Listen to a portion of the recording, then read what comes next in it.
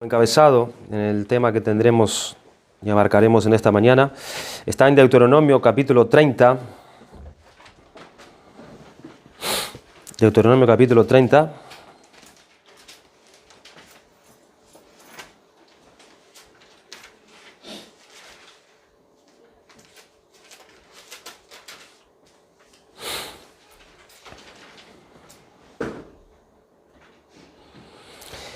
Vamos a leer el versículo 19 y el 20.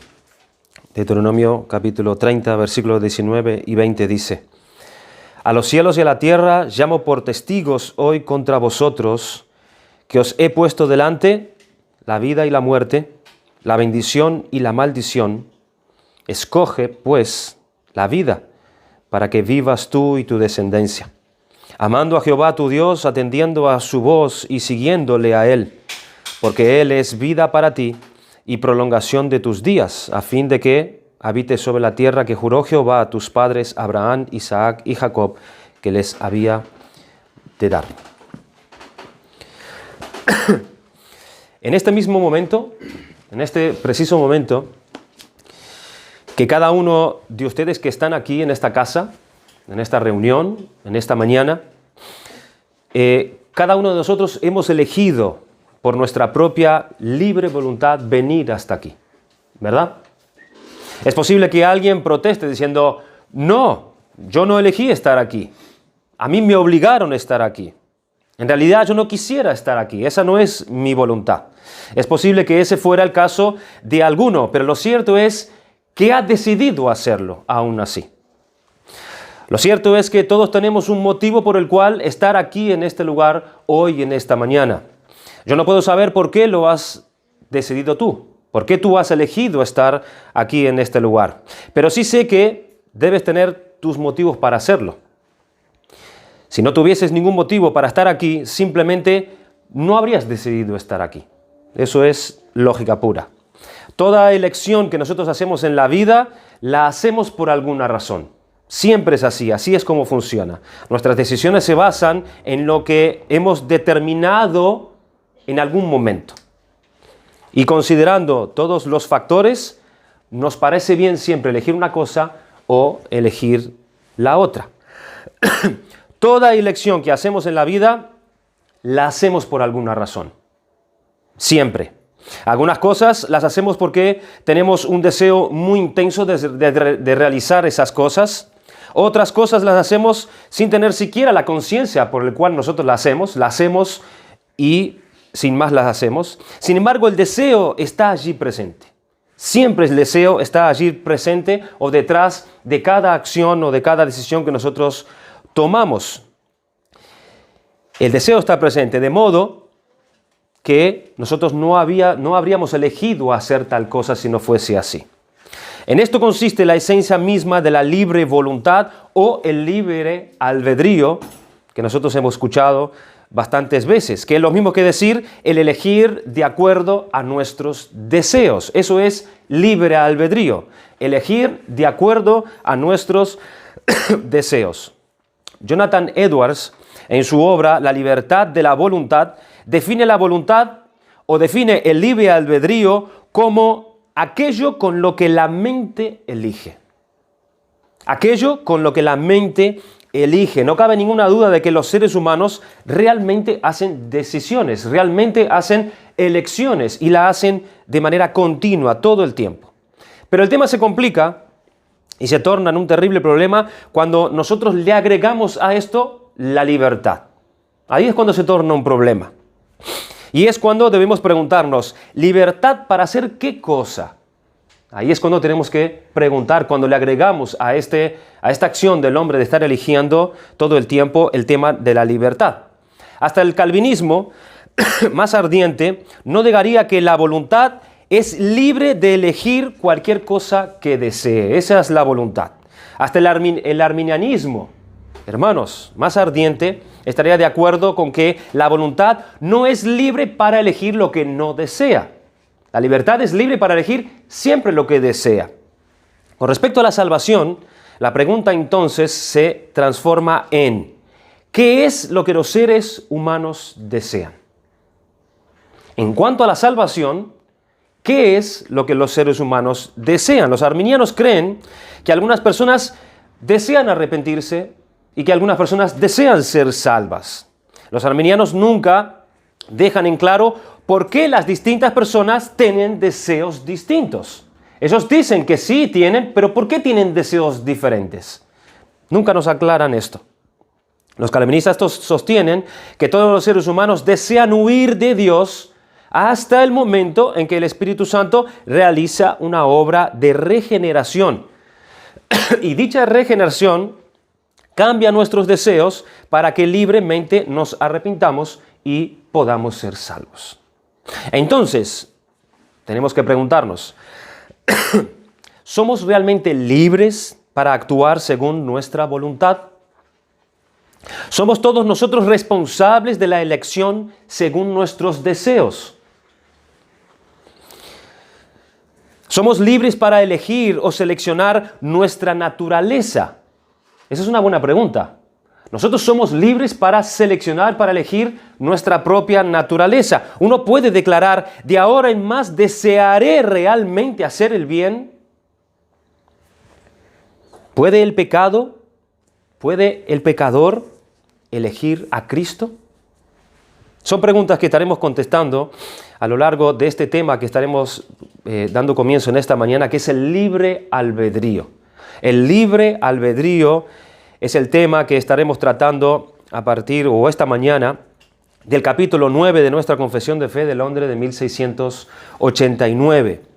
Ténganlo ahí abiertos en los himnarios donde tenemos nosotros la Confesión de Fe que estamos estudiando, que vamos a abrirlas ahora para poder estudiar algunos puntos. Los autores de esta Confesión de Fe, ellos dividieron este documento en 3 secciones. Esto lo habíamos comentado ya en el principio, cuando empezamos a dar las introducciones acerca de esta confesión. Ellos dividieron la confesión de fe, todos estos temas, en 3 secciones. En la primera, lo que vimos fue el fundamento del pensamiento cristiano. Es decir, ¿qué es lo que nosotros debemos creer? Eso fue lo primero, la primera sección que vimos hasta el capítulo 8, que fue el mediador que la tratamos la última vez. Esto es, cuáles son las verdades en las cuales se basa nuestra fe, que consta de 5 temas en esos primeros 8 capítulos que estudiamos ya. Que esos 5 temas son la palabra de Dios, Dios como trino y sus decretos, la creación original, que abarca la divina providencia y la caída del hombre, el pacto de Dios y Cristo como el mediador. Esos 5 temas encabezados fueron lo que tratamos en la primera sección, hasta el capítulo 8. Hasta aquí la primera sección. A partir de este capítulo, del capítulo 9, entramos hoy en la segunda sección de esta confesión de fe, la cual la hemos titulado La religión experimental. Lo primero es lo que debemos creer. Ahora en este segundo es la religión experimental. Ahora vamos a ver no solamente lo que forma parte de nuestro pensamiento, de lo que nosotros debemos creer en nuestra mente, sino también de nuestra experiencia. Esto es lo que pasa en nosotros, lo que sucede en nosotros, lo que nos acontece, aquello que debe de formar parte de nuestra vivencia por la que un ser humano es traído a la salvación.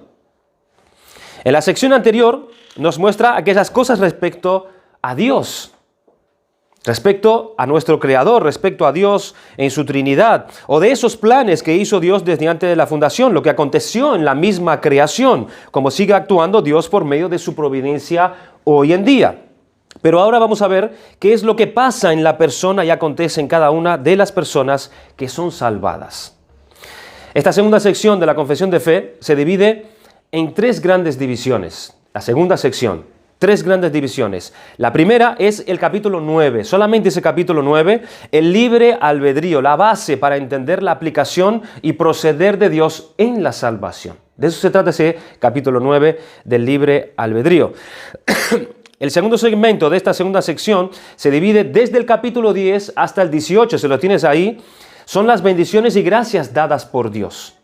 Es el segundo segmento, del 10 al 18, que es el llamamiento eficaz, la justificación, la adopción, la santificación, la fe salvadora, el arrepentimiento para vida y salvación, las buenas obras, la perseverancia de los santos, la seguridad de gracia y de la salvación.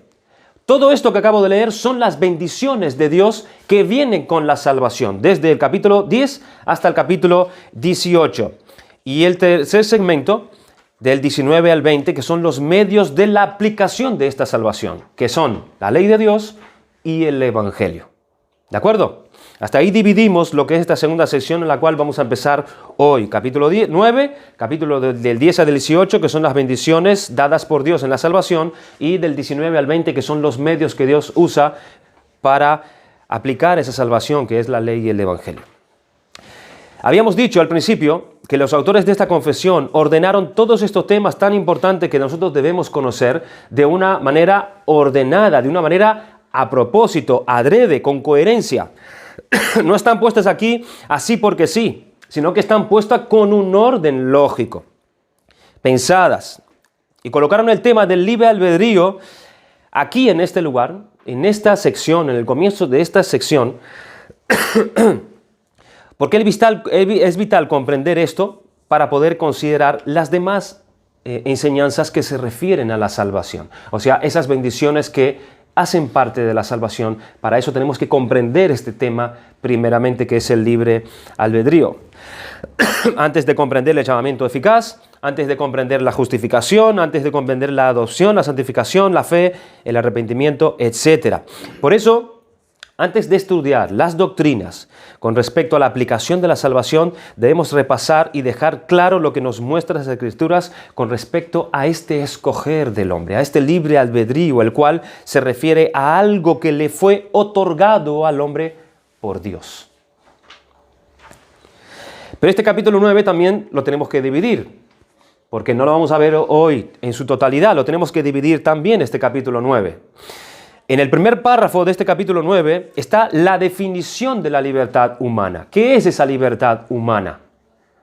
¿A qué se refiere la palabra de Dios cuando habla de esa libertad que tiene el hombre? Y en la segunda se divide también en los versículos, en los párrafos del 2 al 5, que son los diferentes estados de la libertad humana.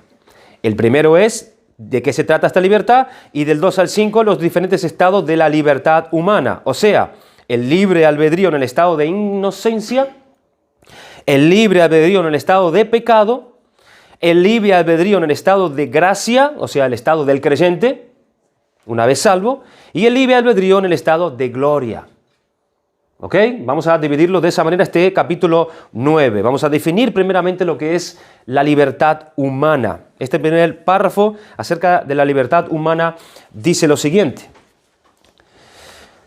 Dios ha dotado la voluntad del hombre de una libertad natural y de poder para actuar con elección propia, que no es forzada ni determinada a hacer bien o mal por ninguna necesidad de la naturaleza. Esto del libre albedrío, esto de la libertad, puede ser una de las cosas que más se nombren y se busquen hoy en día. El tema de la libertad del hombre, el tema de los derechos, se sueña todo el tiempo con eso. Hoy en día se habla mucho acerca de eso. ¿Por qué? Porque se ve realmente como una de las más grandes cosas que el ser humano pueda poseer. La libertad de elegir. La libertad de poder tomar mi propia decisión. Libertad, nuestro derecho de elegir lo que yo quiero ser. Si yo quiero ser hombre, yo soy hombre. Si yo quiero ser mujer, yo soy mujer. O si yo puedo elegir ser un animal, yo puedo ser un animal, porque yo tengo ese derecho de elegir. Es mi libertad. Tengo derecho de abortar a la criatura que yo llevo dentro, porque es mi decisión, es mi libertad y es mi derecho. Los derechos de la mujer, los derechos de los jóvenes, los derechos de los niños ante los derechos de sus padres ante ellos, los derechos de los animales, los derechos de las plantas.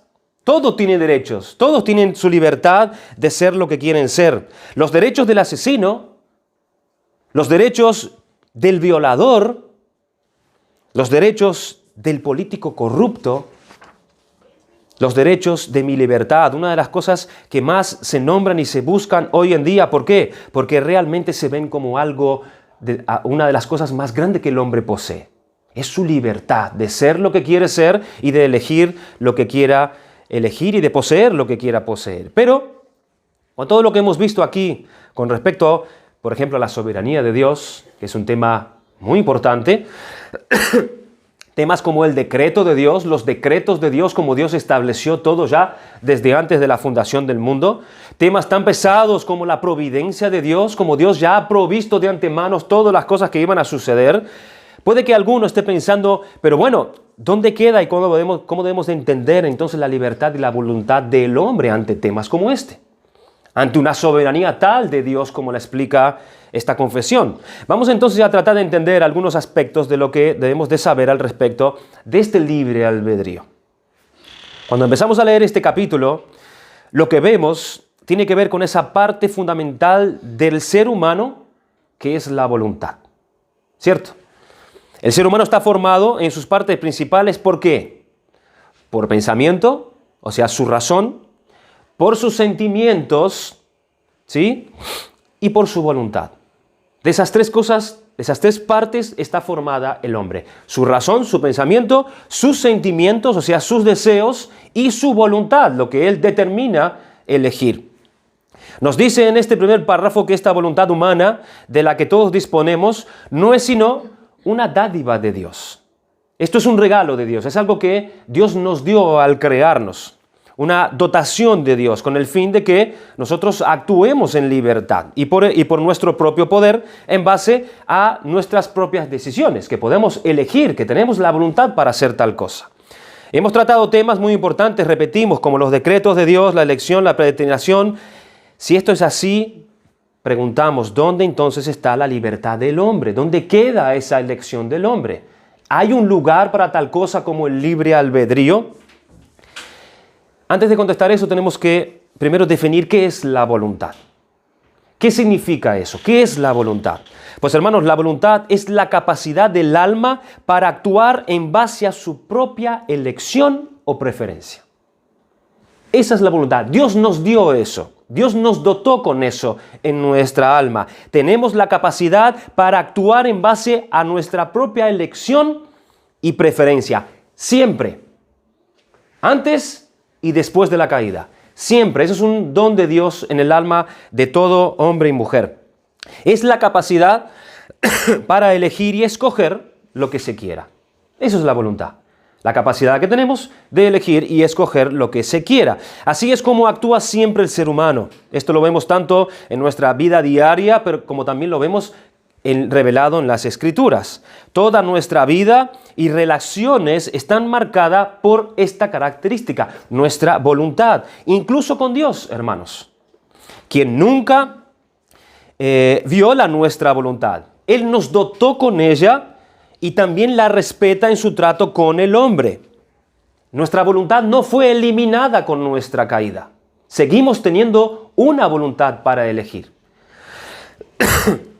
De forma que nosotros podemos decir que el hombre que hace el mal, él lo hace porque él lo quiere hacer, porque él escoge hacerlo. El que hace el bien es porque su voluntad ha querido hacer el bien. El que cree en Cristo es porque él ha querido voluntariamente creer en Cristo, por las razones que fuera, pero cree porque voluntariamente él quiere hacerlo. Es algo voluntario de él. Tiene unas razones, tiene sus argumentos, tiene su base para ello y voluntariamente otros no creen en Cristo, porque voluntariamente deciden no creer en Cristo. De esto no nos puede caber ninguna duda, hermanos. Esto lo vemos en Génesis capítulo 50, versículo 20, cuando José manifiesta la decisión de sus hermanos en cuanto a cuando ellos quisieron hacerle mal, cuando Dios, usando ese mal, obró para bien. Dice en el versículo 20 de Génesis 50, vosotros pensasteis mal contra mí, mas Dios lo encaminó a bien para hacer lo que vemos hoy, para mantener en vida a mucho pueblo. Otra traducción dice, ustedes se propusieron hacerme mal. Ustedes eligieron, ustedes voluntariamente hicieron eso contra mí. Planearon eso, hacerme ese mal. Lo que hicieron los hermanos de José, aunque Dios lo reorientara y manejara esto para unos fines determinados, aunque el mismo José les dijera a sus hermanos que fue Dios quien estaba por detrás de todo esto, quien lo había enviado allí, sin embargo, los hermanos hicieron esto voluntariamente. ¿Por qué? Porque ellos de sus propios corazones quisieron hacer eso con su hermano.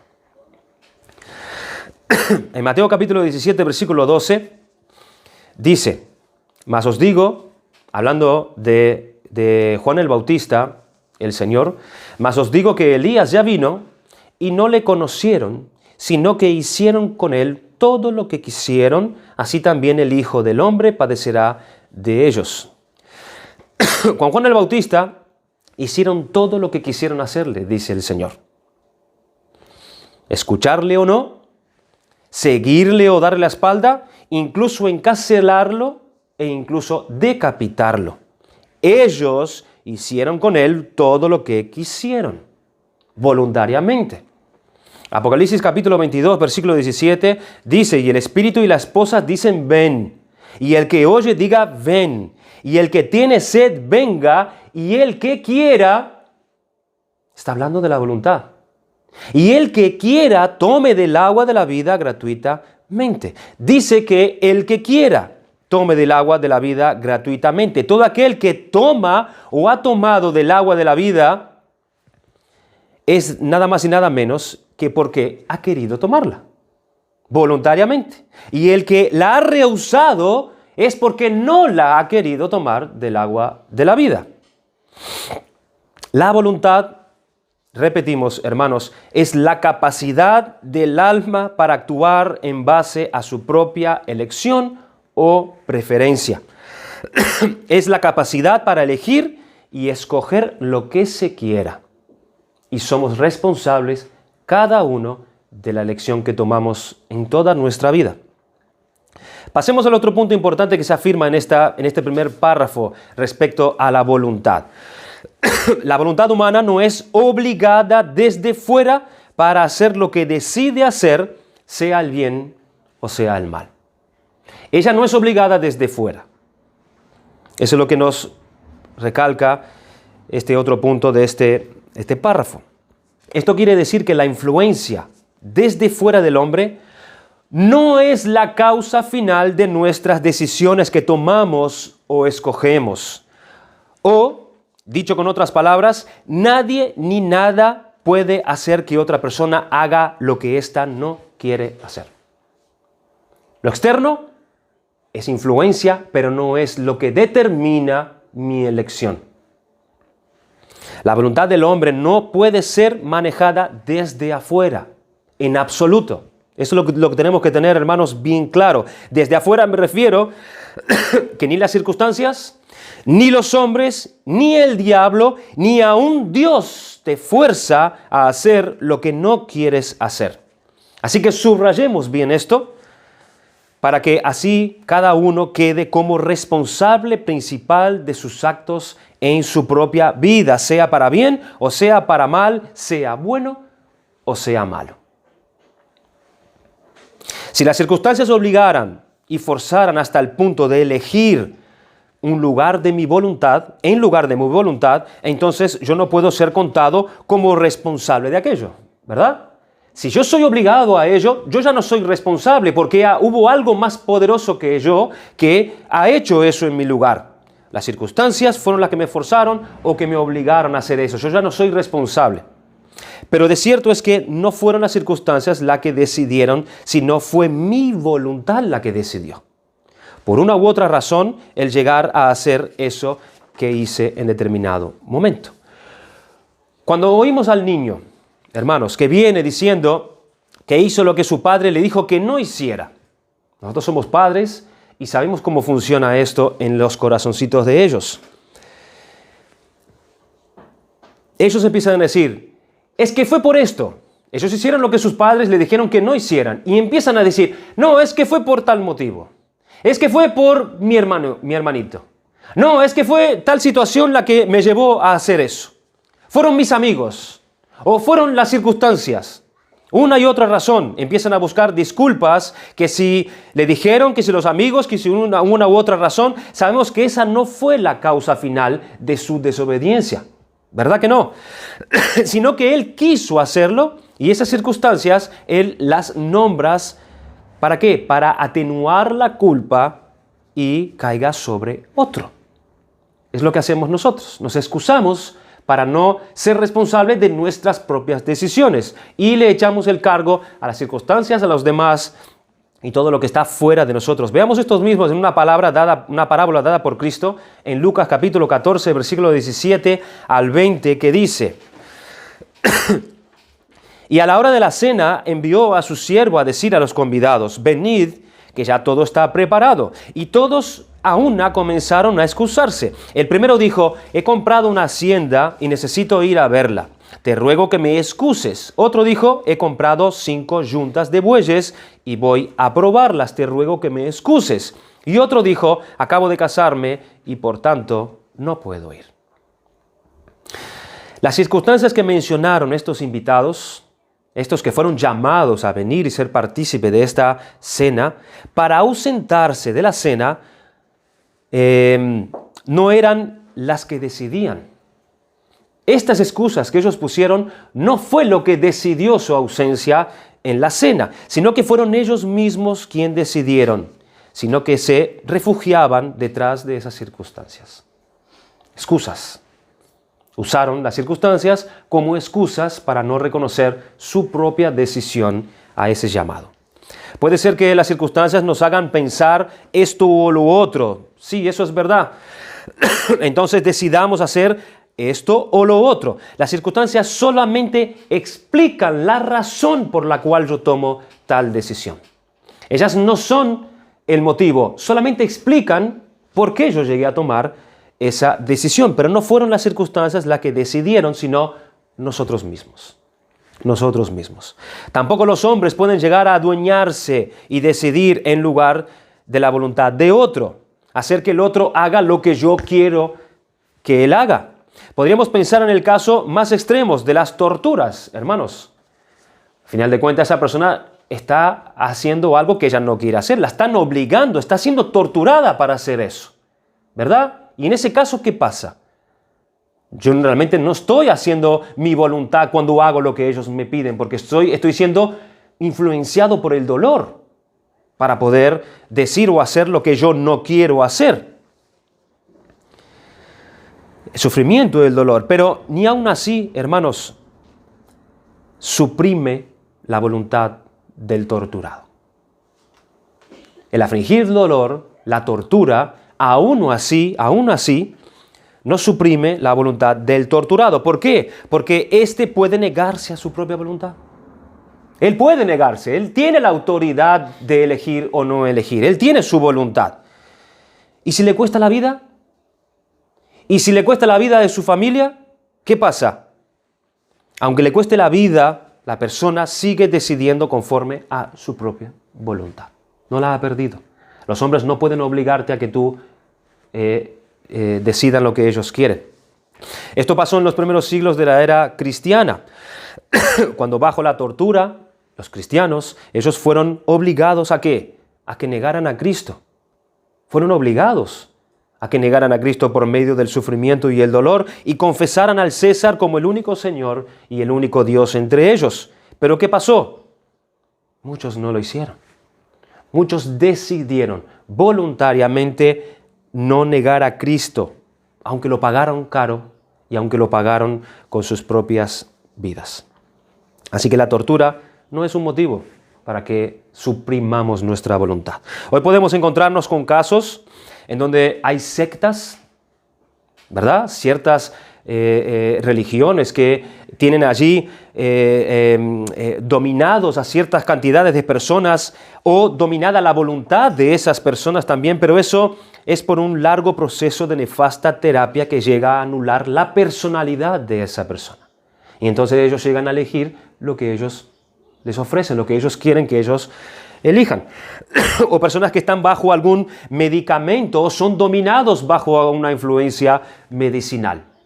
Pero, hermanos, esto no es el caso normal de lo que nosotros estamos estudiando aquí. Eso ya es una excepción, ya es algo que está anulando absolutamente lo que es tu razón.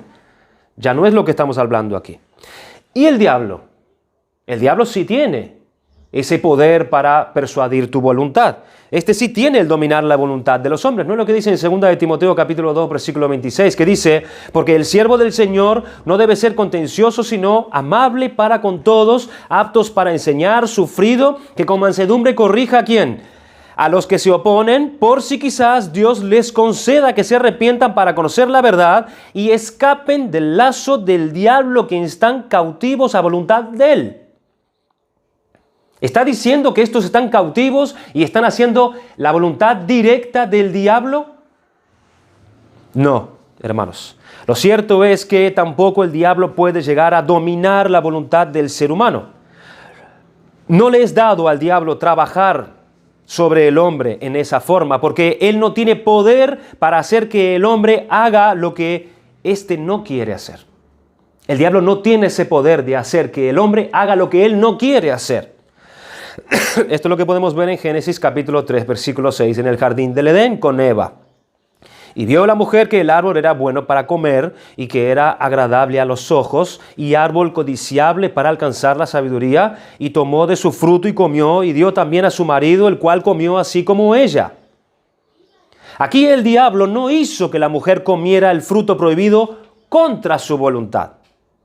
No fue lo que él hizo, sino que instigada astutamente por el diablo, Eva comió y pecó voluntariamente.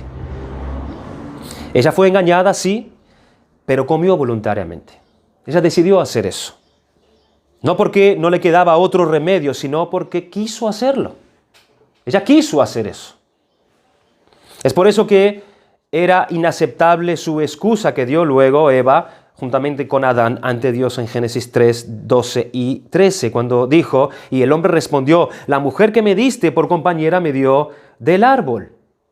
La excusa, la misma excusa que vimos antes de aquellos que fueron convidados. Y yo comí, dice él. Entonces Jehová, Dios, dijo a la mujer, ¿qué es lo que has hecho? Y dijo la mujer, la serpiente me engañó y comí. Dios no recibió sus excusas. Dios no recibió sus excusas porque ellos no estaban obligados a hacer lo que ellos hicieron, sino que quisieron hacerlo de manera voluntaria y recibieron, como vemos en la Escritura, la consecuencia de lo que eligieron. Y Dios sí tiene el poder, Dios sí tiene el obrar, el obligarnos a hacer algo que nosotros no queremos, ¿verdad? Porque es Dios, Él es todopoderoso. ¿Quién puede contra Dios? Pero de ninguna manera, hermanos, Dios anula la voluntad del hombre en su trato con él. En ningún sitio de las Escrituras vemos que Dios llegue a forzar al hombre de tal manera que lo que éste hace, sea bueno o sea malo, lo haga en contra de su voluntad. Nadie va a Cristo en contra de su voluntad. Nadie obedece a Dios en contra de su voluntad. Nadie hace el bien que Dios quiere en contra de su voluntad. Dios no obliga, Dios no obra de esa manera en el hombre en cuanto a su voluntad. Hemos dicho, sí, como en su providencia, Dios gobierna todos los asuntos, tanto los buenos como los malos que ocurren en la historia, tanto del pueblo de Dios como también los asuntos de los enemigos de Dios, pero eso no quiere decir que Dios lleve a los hombres a hacer lo que ellos no quieran hacer. Estaba determinado por Dios que Judas entregara a Cristo, ¿verdad? Estaba determinado por Dios. Desde antes de la fundación del mundo. Dios ya había determinado tal cosa. Y lo hizo para que se cumplieran las Escrituras. Pero Judas no entregó a Cristo en contra de su voluntad, sino porque él quiso entregar a Cristo. ¿Podemos encontrar alguna razón de por qué él decidió llegar a hacer esto? Que nos puede dar luz en Juan capítulo 12, versículo 6, que dice, pero dijo esto no porque se cuidara de los pobres, sino porque era ladrón, y teniendo la bolsa, sustraía de lo que se echaba en ella. Judas amaba el dinero. Judas amaba el dinero. Él era un ladrón. Y le ofrecieron una buena suma por entregar a Cristo. Dice en Mateo capítulo 26, versículo 14, entonces uno de los 12, que se llamaba Judas Iscariotes, fue a los principales sacerdotes y le dijo, ¿qué me queréis dar? Y yo os lo entregaré. Y ellos le asignaron 30 piezas de plata y desde entonces buscaba oportunidad para entregarlo. Él eligió entregar a Cristo. ¿Estaba determinado por Dios? Sí. Pero él es responsable de haber escogido hacer eso. Todo aquel que va a Cristo, su voluntad está envuelta en ello. Aquel que va a Cristo, aquel que acude a Cristo, su voluntad está envuelta en ello. Hay algunas razones por las cuales esa persona sí vino a Cristo, pero que Dios no fuerza y obligue la voluntad del ser humano. Eso no quiere decir que Dios no pueda cambiar. Que Dios no fuerza no quiere decir que Dios no pueda influir sobre esta. Dice en Filipenses capítulo 2, versículo 13, porque Dios es el que en vosotros produce así el querer como el hacer por su buena voluntad. Y nosotros vemos en este pasaje cómo hay un trabajo de Dios interior, el cual produce Él en nosotros un querer y un hacer. No es que Dios obligue a hacer lo que éste no quiera, sino que Dios obra y trabaja en su interior para que éste ahora quiera aquello que debe querer. Hemos visto de forma clara cómo de ninguna manera la voluntad humana es forzada desde fuera para que éste haga lo que el hombre no quiere hacer. La voluntad no es forzada, es personal.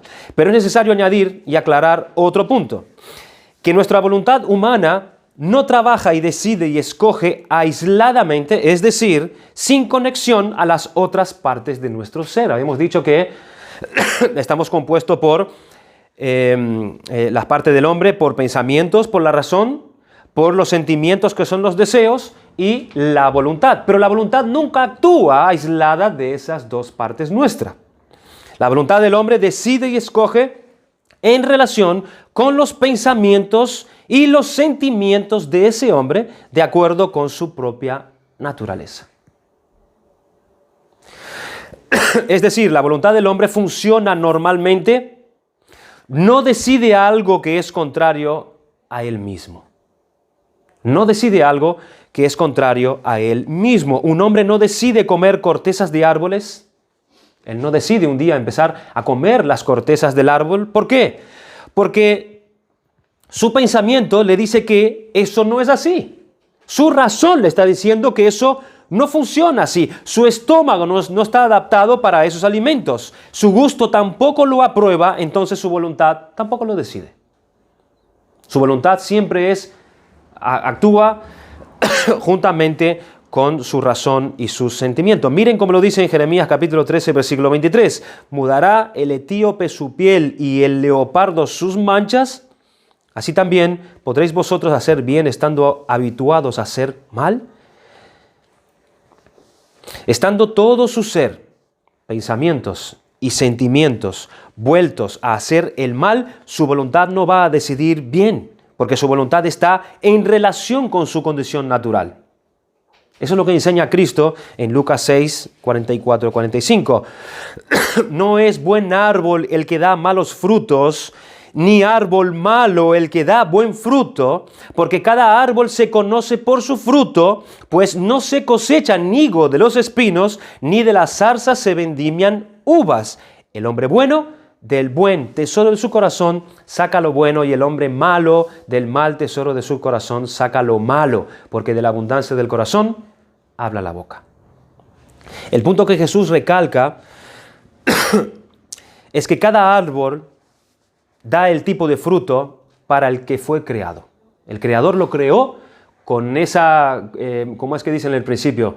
Con esa especie, ¿no? Cada árbol de su especie. El Señor creó cada especie de ese árbol para dar un determinado fruto. Por lo tanto, uno no puede esperar cosechar higos de un espino, ni un racimo de uvas de una zarza. Lo mismo vale respecto de las personas, como Jesús ahora agrega. El hombre bueno del buen tesoro guardado en su corazón saca lo que es bueno. Y el hombre malo de su almacén malo saca lo que es malo, porque la abundancia del corazón habla la boca. El corazón de una persona es un depósito, es un almacén, un tesoro donde se usa la palabra para indicar un cofre o una caja de la cual los magos, cuando vinieron a visitar a Jesús, sacaron de esa caja, de ese tesoro, de ese cofre, oro, incienso y mirra. Lo que un hombre saca de su depósito interior, sea bueno o malo, depende de lo que estaba llevando él en ese depósito. Es de lo que rebosa del corazón que habla la boca. Si lo que está en el corazón es bueno, el excedente que sale será también bueno. Si el contenido del ser interior es malo, lo que sale por la boca será también malo. Sea lo que fuere que una persona anhele en su corazón, tarde o temprano será revelado por sus palabras. Así lo que hay en su corazón es importantísimo. Lo que hay en el corazón de esa persona es importantísimo, pero que alguien pudiera preguntar, ¿puedo impedir lo que hay en mi corazón? ¿Yo puedo impedir lo que hay en mi corazón? La respuesta que da Cristo en el pasaje paralelo de Mateo va seguido en forma inmediata por las palabras, pero yo os digo que de cada palabra descuidada que hablen los hombres darán cuenta en el día del juicio. Entonces no hay solución, pregunta ese mismo hombre. No hay solución. La verdadera solución se encuentra en el clamor de la oración del Salmo 51, versículo 10, que dice: Crea en mí, oh Dios, un corazón limpio y renueva un espíritu recto dentro de mí. En ese clamor está la solución al hombre malo, al árbol malo, que solo puede dar fruto malo. Crea en mí, oh Dios, un corazón limpio y renueva un espíritu recto dentro de mí. Con estas ideas acerca de la definición de lo que es el libre albedrío humano, nosotros podemos ir al siguiente punto, que es considerar en los diferentes estados del hombre según la historia de la salvación. Antes de pasar a considerar el párrafo 2, espero que me dé el tiempo, acerca del libre albedrío del hombre en el estado de inocencia, quisiera que nosotros podamos responder una pregunta primeramente. Vamos a pasar a considerar esos estados del hombre en este tema del libre albedrío, en su estado de inocencia, en el estado del pecado, en el estado de gracia, en el estado de glorificación. Pero antes contestemos esta pregunta: ¿qué es el libre albedrío? Porque todavía no hemos dicho realmente qué es el libre albedrío. ¿Qué significa ese término? ¿Cómo se define lo que llamamos libre albedrío? ¿Cómo se aplica este término también? Mucha gente opina que cada uno goza de libre albedrío, pero muchos no entienden hasta dónde alcanza esta libertad. Por eso nosotros debemos considerar primeramente lo que quiere decir este término de libre albedrío y ver luego, por la pura doctrina, por la pura palabra de Dios, de la Escritura, de qué facultad goza el hombre para obrar bien o para obrar mal. Me hice provisión de lo que voy a compartir ahora del estudio de Juan Calvino, de la religión cristiana, estas siguientes definiciones. Aunque muchos han usado este término, dice Calvino, son muy pocos los que han definido realmente y han dado en la tecla lo que es este tema del libre albedrío. Algunos hombres del pasado han dado definiciones acerca de este término. Orígenes, que fue un teólogo y padre de la iglesia griega, dio esta definición. Y esta definición es comúnmente admitida por casi todo el mundo. ¿Pero será cierta? Es la pregunta. Él dijo: el libre albedrío es la facultad de la razón para discernir el bien y el mal y de la voluntad para escoger lo uno de lo otro. Voy a repetir eso. El libre albedrío es la facultad de la razón para discernir el bien y el mal y de la voluntad para escoger lo uno de lo otro. San Agustín, que fue el más acertado o el que más cerca estuvo en cuanto a esta definición, padre de la Iglesia, él llegó a decir que es la facultad de la razón y de la voluntad por la cual, con la gracia de Dios, se escoge el bien y sin ella, o sea, de la gracia de Dios, el mal. Repito, es la facultad de la razón y de la voluntad por la cual, con la gracia de Dios, se escoge el bien y sin ella, escogemos el mal. San Bernardo, reformador monástico francés del año 1100, por querer expresarse una mayor sutileza, llegó a decir que es un consentimiento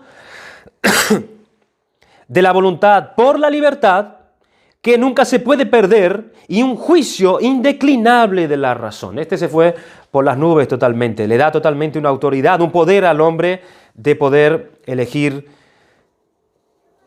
en cuanto a Dios, porque es este el término que estamos hablando. No es mucha más clara la definición de Anselmo, arzobispo de Inglaterra del 1700, que dijo: es una facultad de guardar rectitud a causa de sí mismo. Tenemos el poder de guardar la rectitud por nosotros mismos. Los doctores escolásticos añadieron algo por sí mismos. Primeramente, están de acuerdo en que el nombre de albedrío se debe referir ante todo a la razón. El nombre albedrío ante todo se debe referir a nuestra razón, cuyo oficio es discernir entre el bien y el mal. Y el término libre a la voluntad, que puede decidirse por una u otra alternativa. El albedrío es mi entendimiento acerca de lo bueno y lo malo. Y mi libertad es mi voluntad que elige tanto por una o por la otra. Por tanto, como la libertad conviene en primer lugar a la voluntad, Tomás de Aquino piensa que una definición excelente es: el libre albedrío es una facultad electiva que, participando del entendimiento de la voluntad, se inclina sin embargo más por la voluntad. Vemos entonces en qué se apoya, según él, la fuerza del libre albedrío, a saber, en la razón y en la voluntad. Siempre en lo que entiende, siempre en lo que percibe como bueno o como malo.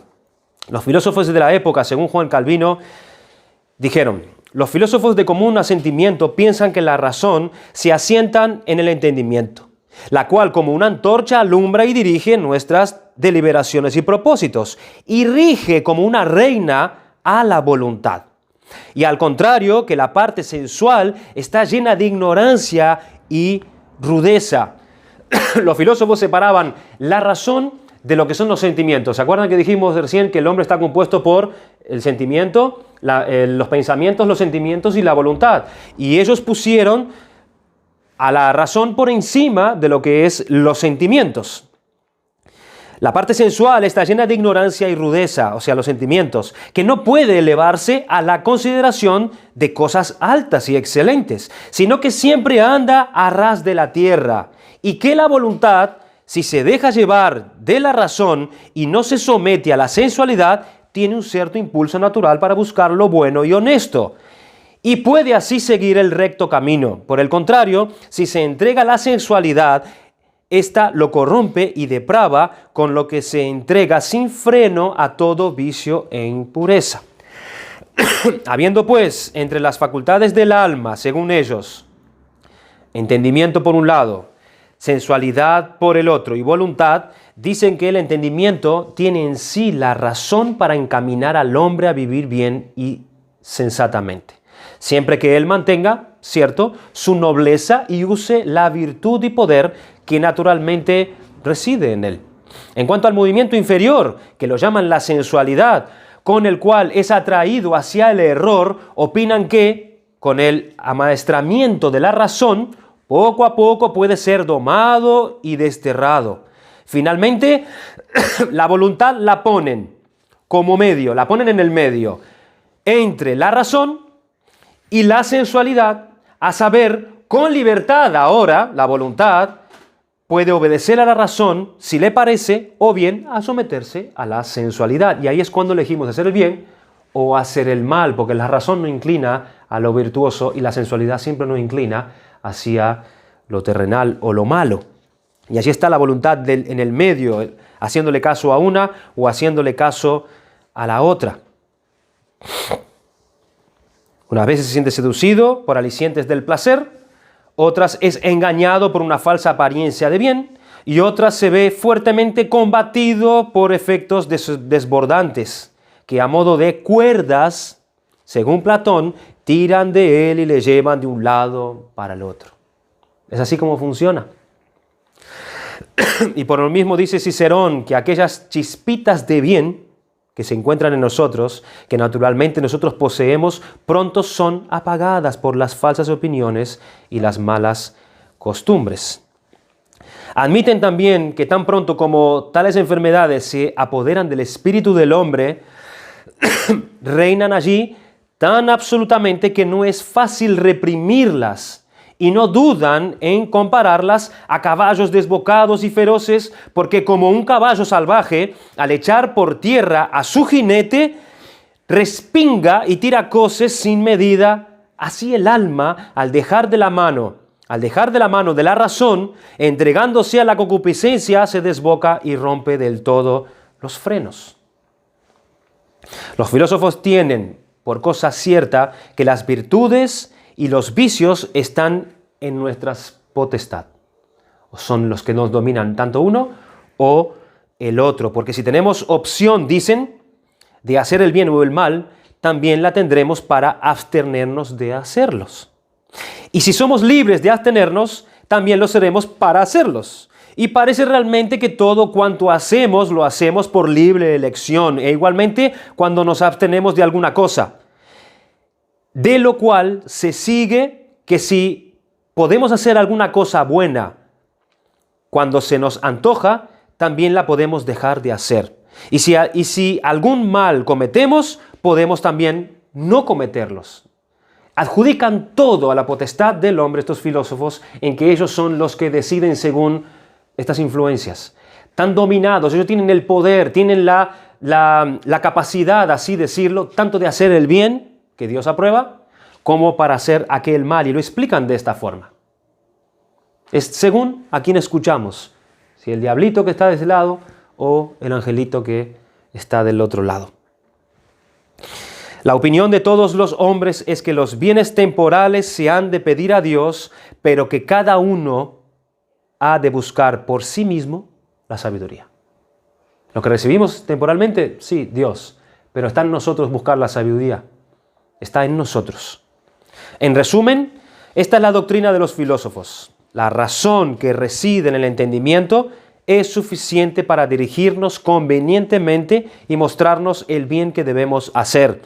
La voluntad, que depende de ella, se ve solicitada al mal por la sensualidad, sin embargo, goza de libre elección y no puede ser inducida a la fuerza a desobedecer a la razón. Pero ¿qué opinión dio Juan Calvino acerca de que los padres antiguos han seguido excesivamente a los filósofos? Porque eso fue lo que pasó.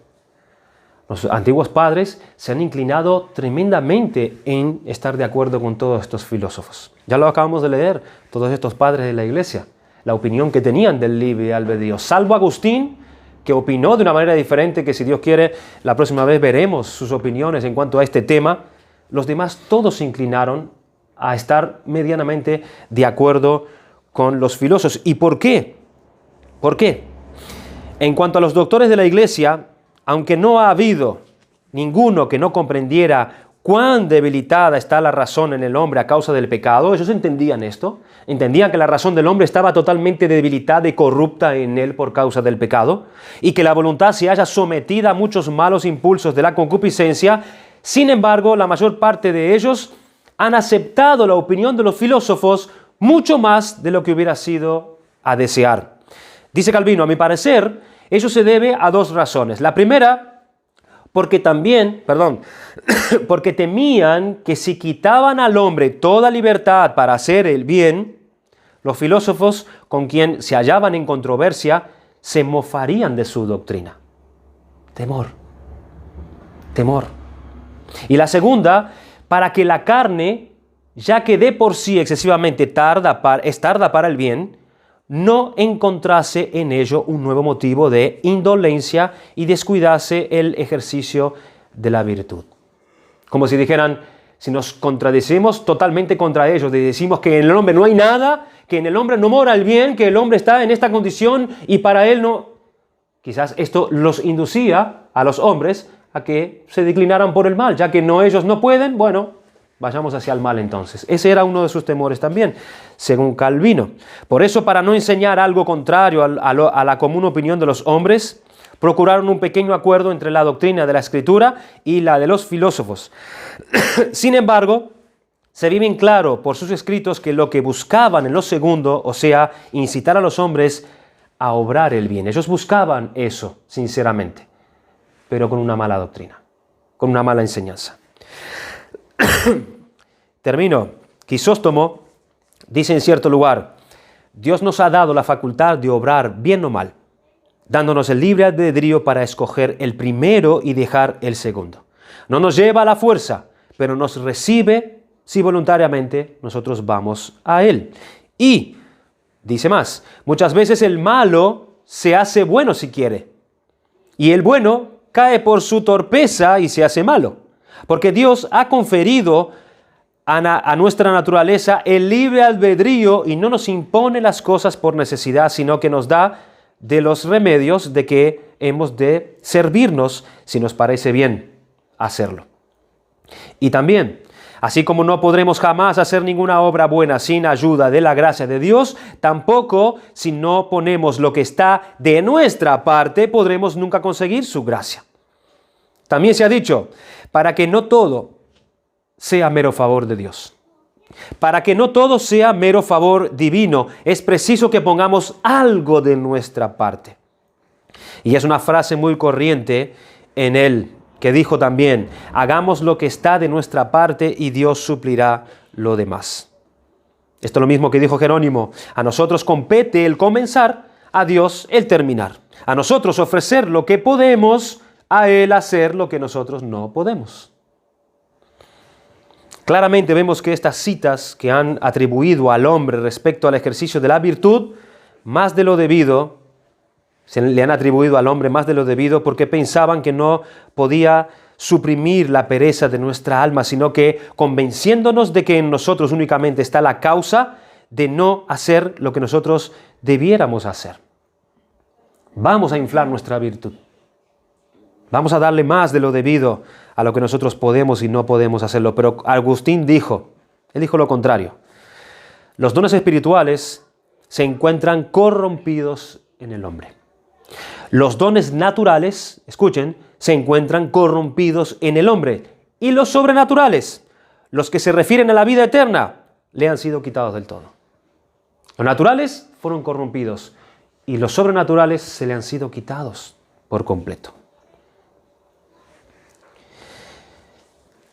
Es en gran manera necesario considerar atentamente, termina diciendo Calvino, qué es lo que le ha quedado al hombre y qué es lo que vale y puede al encontrarse debilitado en todo lo que respecta a su naturaleza y totalmente despojado de todos los dones sobrenaturales. El hombre en su estado presente ¿tiene tal cosa como un libre albedrío?, pregunta él. ¿Tiene tal cosa? Calvino llegó a decir que la expresión libre albedrío es desafortunada y peligrosa y es un término enojoso. No se debería usar ese término en la naturaleza que tiene el hombre ahora. No se debería usar. Porque no lo hay. Porque no lo hay. El hombre en su estado presente tiene tal cosa como un libre albedrío. Hermanos, vamos a dejarlo aquí. En el próximo domingo, si Dios quiere, estaremos mirando acerca de esta habilidad que tiene el hombre, esa libertad y ese poder que tiene el hombre para con Dios, y cuáles son esos estados que ha quedado él. ¿Cuál es ese estado de libre albedrío en su inocencia? Esto es, antes del pecado. ¿Cuál es su estado en el pecado, cuando él peca? ¿Cuál es su estado en el tema del libre albedrío en cuanto a la gracia, cuando él es salvo? ¿Y cuál es su estado de libre albedrío en su glorificación? Sé que ha sido muchos datos en cuanto a lo que necesitamos saber, qué es lo que pensaban, qué es lo que decidían creer en cuanto a este tema en el pasado. Tenemos que saber un poco la historia de nuestra iglesia en cuanto a este tema, como dijimos en un principio, es algo importante porque es un punto de partida a la cual nos va a dar luz en cuanto a esas bendiciones de Dios que son el tema de la salvación. El llamamiento eficaz, el arrepentimiento para vida, la fe, todos esos temas tienen su base en este libre albedrío. ¿Tiene el hombre algo en esto en cuanto a la salvación? ¿Sí o no? El próximo domingo estaremos aclarando más lo que es este tema en cuanto a lo que Dios dice. Vamos a dar gracias al Señor por su palabra. Señor y Padre, queremos agradecerte, Señor, porque pudimos tener la libertad en esta mañana de poder abrir tu palabra y considerar, Señor, lo que tú nos enseñas. Gracias porque voluntariamente, Señor, hemos venido a escuchar tu voz y hemos venido a ser enseñados por tu verdad. Nosotros te pedimos, oh Dios, que aquello que el Espíritu Santo debe hacer en nuestras almas, tomando tu palabra y santificándonos y transformándonos, es lo que te rogamos, Señor, porque solamente en ti reside este poder, lo cual nosotros necesitamos como débiles, como necesitados y como aquellos que debemos y necesitamos estar sometidos ante ti. Porque en ti reside, Señor, toda dádiva, todo don perfecto, toda gracia, toda bondad, solamente viene de lo alto, de nuestro Padre. Y esperamos en ti en cuanto a esto, Señor. Gracias por tu palabra. Bendícenos por ella. Te lo suplicamos en Cristo Jesús. Amén. Amén. Amén.